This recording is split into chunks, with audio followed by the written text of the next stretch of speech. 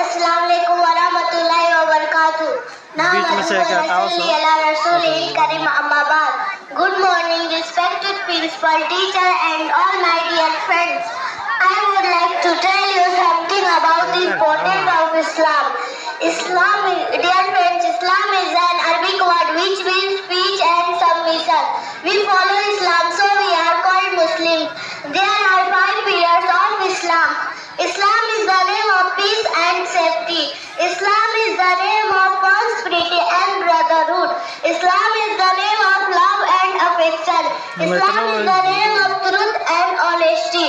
Dear friends, Islam is the best religion. Islam teaches us good manners and habits. Islam teaches us Allah is one, like him there is none. No son or daughter has he not born to any.